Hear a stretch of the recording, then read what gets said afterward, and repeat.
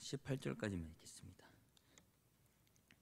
에베소서 2장 11절에서 18절까지 말씀 다 같이 봉독하도록 하겠습니다. 11절입니다.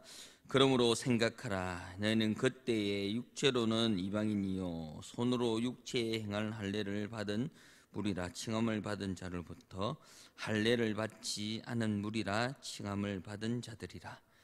그때의 너희는 그리스도 밖에 있었고 이스라엘 나라 밖에 사람이라. 약속의 언약들에 대하여 외인이요 세상에서 소망이 없고 하나님도 없는 자이더니 이제는 전에 멀리 있던 너희가 그리스도 예수 안에서 그리스도의 피로 가까워졌느니라. 그는 우리의 화평이신지라. 둘로 하나를 만드사 원수된 것 곧 중간에 막힌 담을 자기 육체로 오시고 법조문으로 된 계명의 율법을 폐하셨으니 이는 둘로 자기 안에서 한 세 사람을 지어 화평하게 하시고 또 십자가로 이 둘을 한 몸으로 하나님과 화목하게 하려 하심이라. 원수된 것은 십자가로 소멸하시고 또 오셔서 먼 데 있는 너희에게 평안을 전하고 가까운 데 있는 자들에게 평안을 전하셨으니 이는 그로 말미암아 우리 둘이 한 성령 안에서 하나님께 나아감을 얻게 하려 하심이라. 아멘. 하나님의 말씀을 가지고 우리가 나아갈 수 있는, 또한 그 말씀을 우리가 들을 수 있는 여유, 이것을 사람들은 여유라고 얘기하지만 하나님 안에서의 화평이라고 얘기할 수 있습니다. 이 하나님과의 화평은 하나님과의 꺼리낌이었고 하나님과의 거리가 없다라는 것을 말하고 있는 가운데 있습니다. 이 첫 번째 화평을 얘기할 때 하나님과 나와의 사이 가운데 화평이 있습니다. 죄로 인해 하나님과 사람 사이에 막힌 담이 있습니다. 주님의 몸은 하나님과 사람 사이에 막힌 담을 허신 것입니다. 이 사실을 믿는 자마다 하나님의 보좌 앞에 나아갈 수 있습니다. 하나님은 이 속죄소 앞에 나아갈 수 있는 것은 하나님과 나 사이에 막힌 담을 허신 것입니다.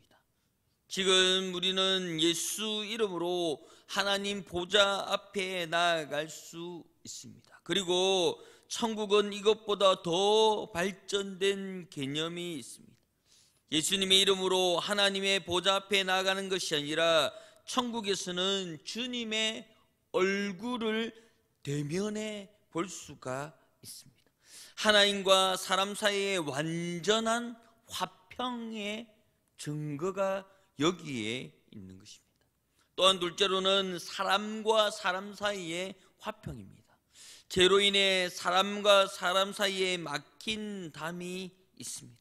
사람은 죄로 인해서 서로가 정죄하게 되어 있습니다. 아담은 범죄의 책임을 하와에게 전가합니다. 또한 하와는 범죄의 책임을 뱀에게 전가합니다. 이로써 정죄하는 모든 사람들에게 이 마음이 있는 것입니다. 우리가 얼마 전에 이태원 참사의 안타까운 일들을 겪었는데, 농성을 하고 지금도 촛불 집회를 하는 이유가 무엇이냐면 아무도 책임을 지지 않는다라고. 행안부 장관이나 또한 여러 총리나 그 책임을 물었지만 자신은 자신의 역할에서 최선을 다했다라고 하는 그 말에 더욱더 분노하고 있습니다. 그렇기에 사람과 사람 사이에 화평이라는 것이 없이 그 사람의 잘못과 허물에 대해서 계속해서 얘기할 수 있는 더 악해져 가는 관계 가운데 있을 수밖에 없다라는 겁니다. 그 가운데 무엇이 있어야 되냐면 그 예수님의 피로 인하여 그 화평을 주어져야 되는 것입니다. 사람과 사람 생각에서는 그 화평을 가질 수 없다라고 말씀하고 있습니다.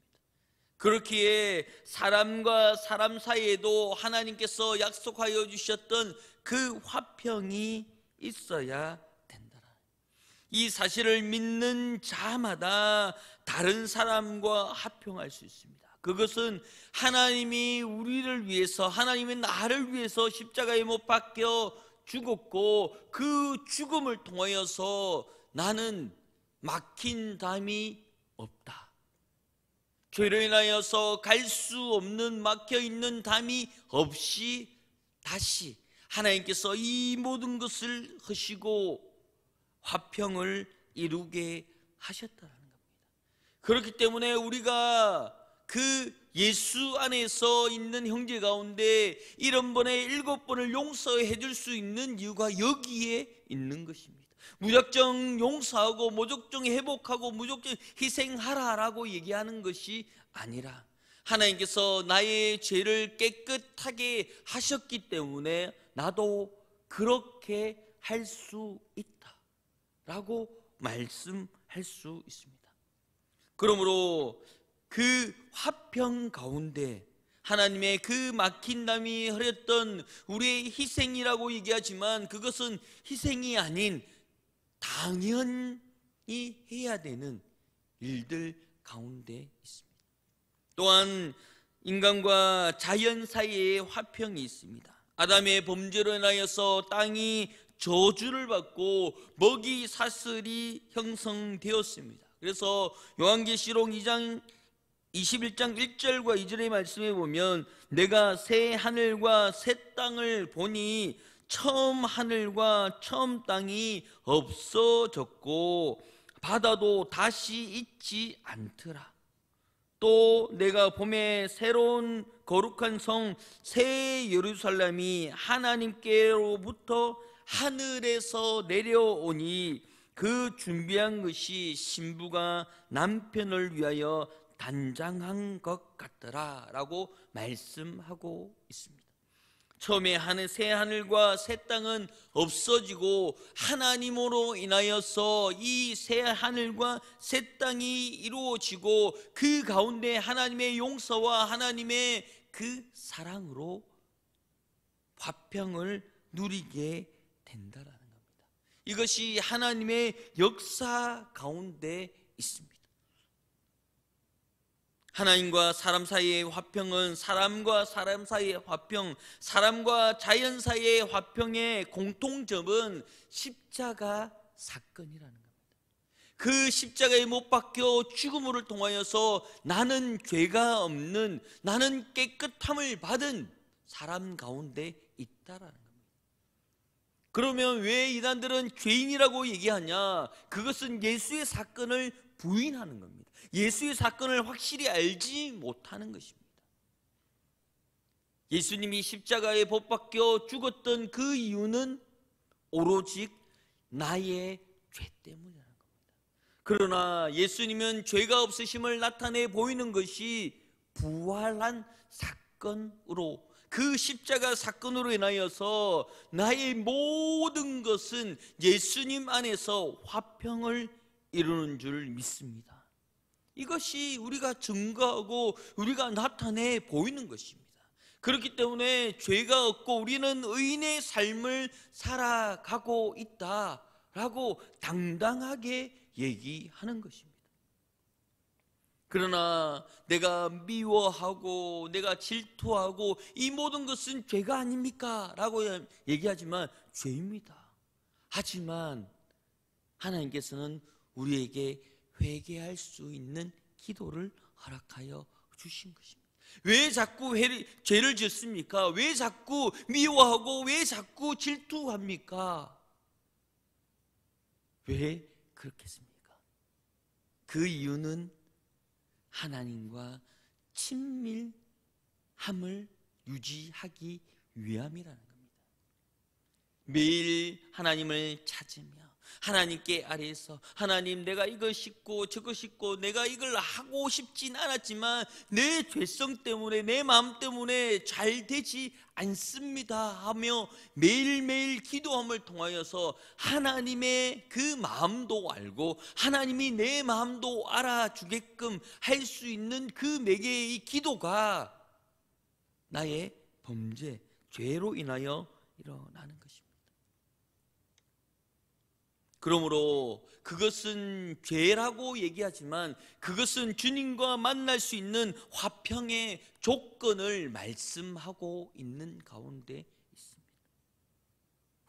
우리가 무엇을 잘 보이기 위해서 그 사람의 마음을 알아가고 또한 그것을 알려고 하는 노력이 있어야 되는 것처럼 우리의 삶 가운데 이 모든 것이 있어야 되는 것입니다.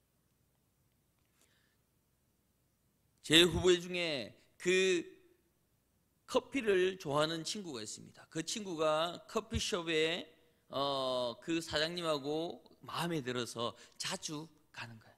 자주 갔는데 그 커피숍 안에 아이가 뛰어놀다가 어디 부딪혔는데 이빨이 입에 피가 나는 거예요. 그래서 애를 덜쳐안고 병원에 갔습니다. 카페 주인 그리고 그 친구 그리고 부모님과 다 같이 가서 그 아이의 이를 치료하는데 그 아이의 아이가 꼬마 그리고 이 유치가 빠지는 시기여서 그냥 그 유치가 쏙 빠졌대요. 그래서 치료할 것 없이 그냥 이 안에 상한 거 없이 잘 치료가 되었다는 거예요. 그래서 이 친구가 그걸 보고 다행이다 라고 얘기하며 그 카페 사장님에게 마음을 사기 위해서 제가 계산하겠습니다 라고 얘기한 거예요. 그래서 아니에요, 이거는 카페에서 일어나는 거기 때문에 제가 할게요 라고요. 그러니까 부모님이 아니에요, 저희 아이 일이고 아이가 부재했으니까 제가 하겠습니다 라고 해요. 근데 이 남자는 잘 보이기 위해서 아니 제가 하겠습니다 하고 싸운 거예요. 네가 내라 내가 내 계속 싸우는 거예요. 그러니까 그 진료하고 있는 그 간호원이 똑똑똑 하더니 누가 계산하실 거예요? 제가 합니다 하면 그렇게 싸우는 거예요. 계속. 그러니까 이 간호원이 그걸 보고 있다가 다시 얘기합니다. 1,000원인데 누가 낼 거예요? 라고 얘기해요. 잘 보이기 위해서 자기가 있는데 유치고 치료할 게 없어서 그냥 1,000원이었다. 그러니까 1,000원인데 누가 낼 거야? 잘 보이기 위해서는 여러 가지 모양으로 내가 이렇게 어필하고 저렇게 어필하는 행동들이 있어야 된다. 하나님께서 나의 죄를 깨끗하게 하고 십자가에 못 박혀 죽어서 죄에 죽을 수밖에 없는, 지옥에 갈 수밖에 없는 우리 영혼을 다시 살려주신 가운데 있습니다.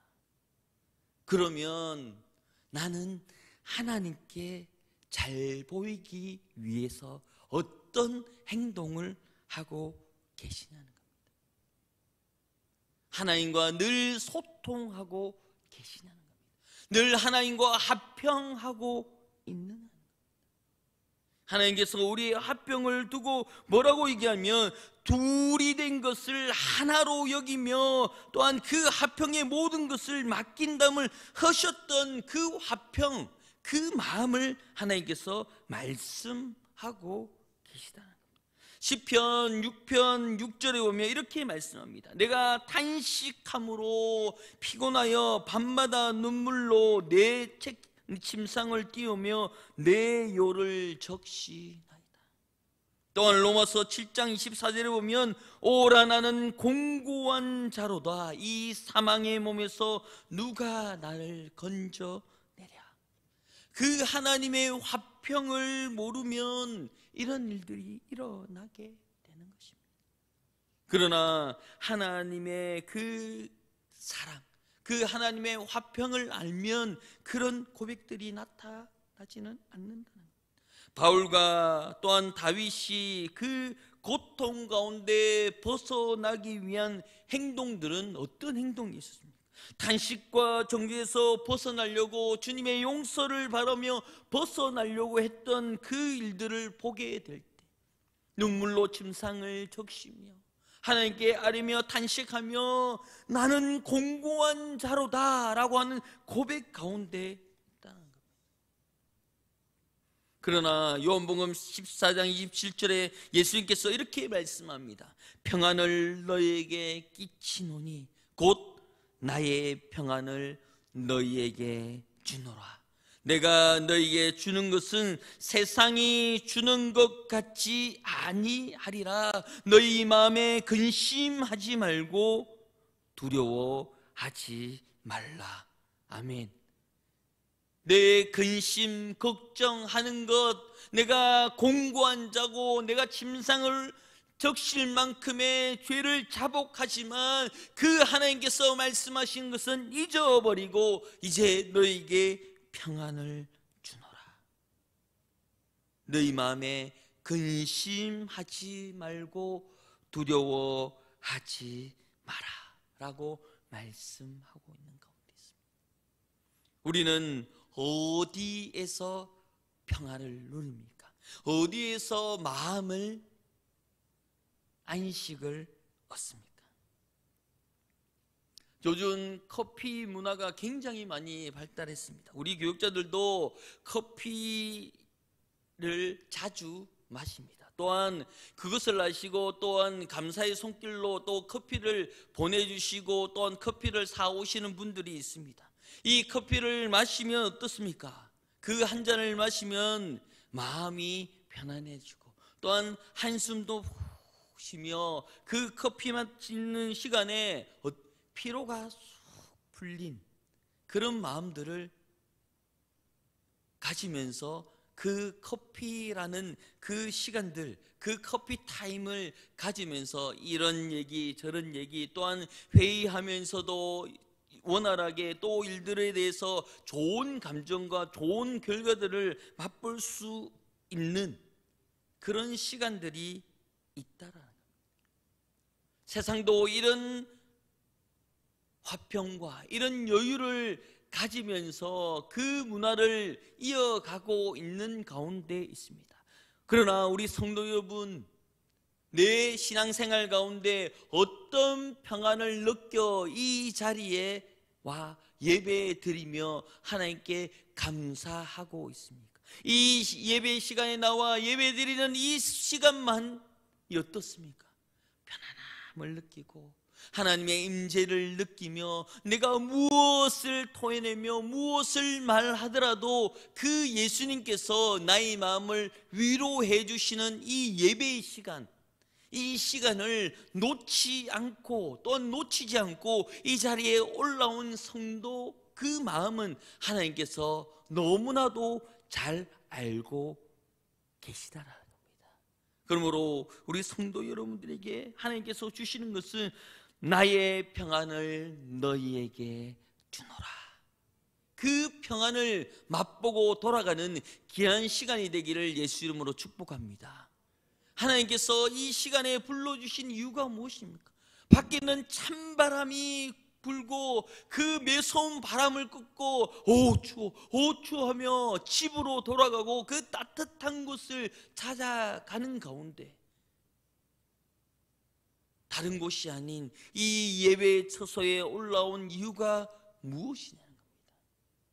그 이유는 그 주님이 주시는 세상이 알 수 없는 그 평안함을, 그 여유를, 그 사랑을 알기에 우리가 이 자리에 나와 있는 줄 믿습니다.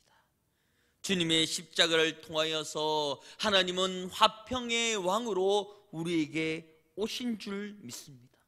화평의 왕이 우리를 다스리고 우리를 만들어 가시는 이유가 여기에 있다라는 것. 그래서 18절에 보면 이렇게 말합니다. 이는 그로 말미암아 우리 둘이 한 성령 안에서 하나님께 나아감을 얻게 하려 하심이라. 그 한 성령 때문에 우리가 여기 있는 줄 믿습니다. 그 한 성령을 만나 그 한 성령을 얘기할 때 옆에서 나도 라고 하는 그 공감대가 형성되는 곳이 여기 이 예배 처소인 줄 믿습니다. 그렇기에 내가 어느 찬양을 하더라도, 내가 그 고백을 하더라도 공감하며 함께 기도해 줄 수 있는 이 예배 처소에 있는 이 동력자가 귀한 것이라는 겁니다.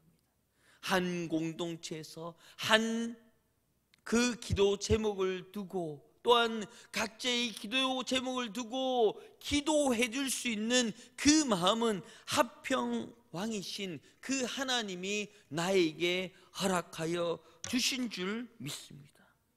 그러므로 그 마음을 하나님께서 아시고 우리에게 말씀하여 주신다는 겁니다. 그래서 미가서 4장 2절에 보면 오라 우리가 여호와의 산에 올라가자, 야곱의 하나님 전에 이르자라고 말씀하고 있습니다.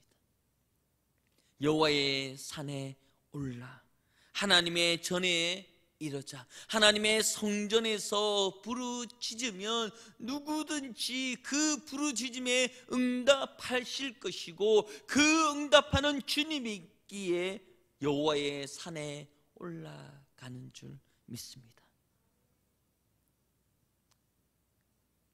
제가 오기 전에 달력을 봤습니다. 사역자가 대답됐을 때에 제일 놓치는 것이 날짜 개념이다. 요일 개념은 있습니다. 오늘 수요일이고 내일 목요일이고 내일 금요일이고 주일이고 라는 개념은 있는데 요 날짜 개념이 없는 거예요.